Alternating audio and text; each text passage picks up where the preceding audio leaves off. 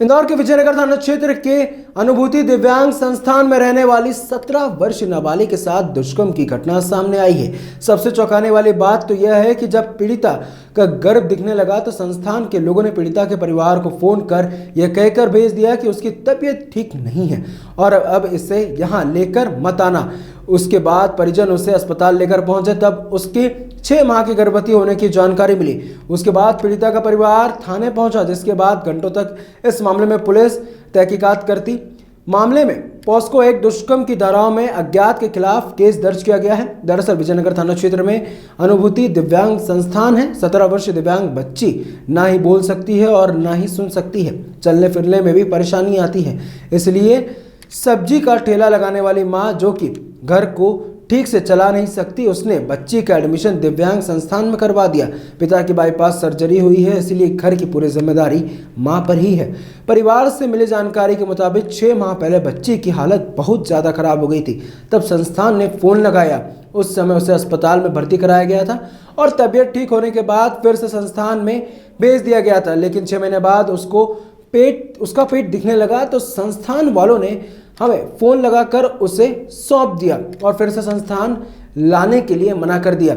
जब उसे डॉक्टर के पास लेकर गए तब उसके गर्भवती होने की सूचना मिली। फिलहाल ये घिनौना काम किसने किया इसकी जानकारी नहीं लग पाई है। बच्चे से जानकारी लेने के लिए साइन लैंग्वेज एक्सपर्ट को भी थाने पर बुलाया गया, लेकिन दोपहर से लगातार थाने संस्थान पर आने जाने और पूछताछ में बच्ची की हालत काफ़ी खराब हो गई है। इसलिए आज कुछ भी बताने में समर्थ नहीं रही है। कल इस मामले में बच्ची से पूछताछ की जाएगी। पुलिस ने इस मामले में पॉस्को एक्ट और दुष्कर्म की धाराओं में केस दर्ज किया है।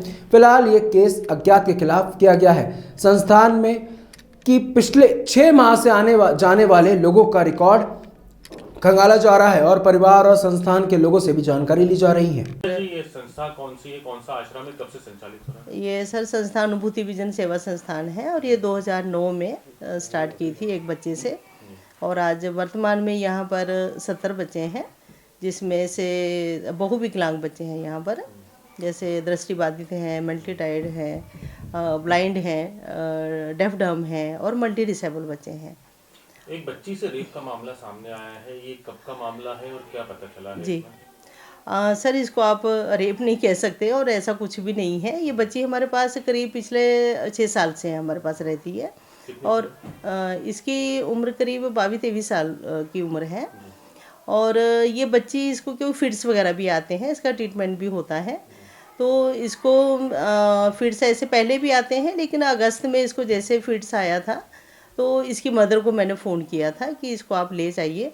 तो क्योंकि जहाँ का फिट्स का क्या होता है कि जहाँ का ट्रीटमेंट होता है तो वहीं दिखाएंगे तो ज़्यादा बेटर रहेगा। तो फिर वो लेकर गई इसको। उसके बाद हमारे पास बच्ची ये फिर नहीं आई। फिर ये बच्ची आई हमारे पास अगस्त में, नवंबर में। नवंबर में करीब, हाँ नवंबर में आई।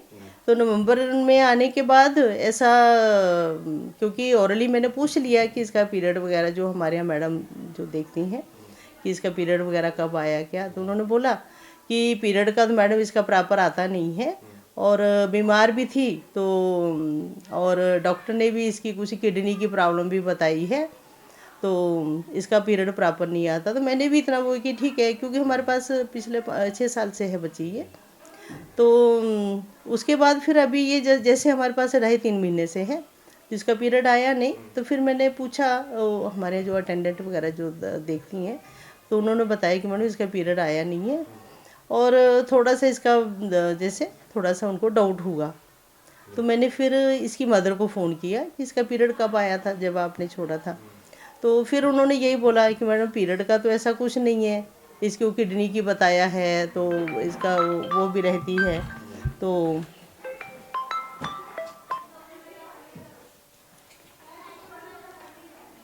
मैंने कहा कि मेरे का जो भी है, मैंने कहा कि अगर नहीं भी कोई बात नहीं ऐसी कोई, क्योंकि मुझे भी ऐसा कोई डाउट तो था नहीं, ऐसा कुछ नहीं लगा, पर फिर भी मैंने कहा कि आप इसको ले जाओ तो डॉक्टर को दिखा दो, वो चाहे जो भी समस्या होगी सामने आ जाएगी।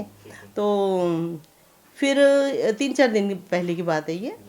तो फिर इसकी कल बहन का फ़ोन आया, जो बच्ची है। सर, एक बच्ची है जो 6 महीने का गर्भ है, क्या शिकायत है, क्या अभी तक जांच हुई?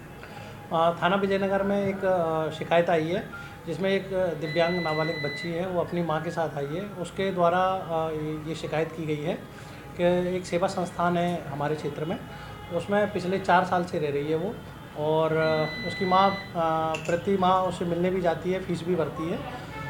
उसकी तबीयत ख़राब हुई तो उस सेवा संस्थान से उनको फ़ोन आया, उनके द्वारा बताया गया कि वो बच्ची की तबीयत ठीक नहीं है, आप इसको आकर ले जाओ। तो उसकी माँ गई, वहाँ पहुँची, देखा उसकी तबीयत ख़राब है, उसने बाहर ला के दिखाया तो अस्पताल में डॉक्टर के द्वारा बताया गया वो 6 माह की प्रेग्नेंट है।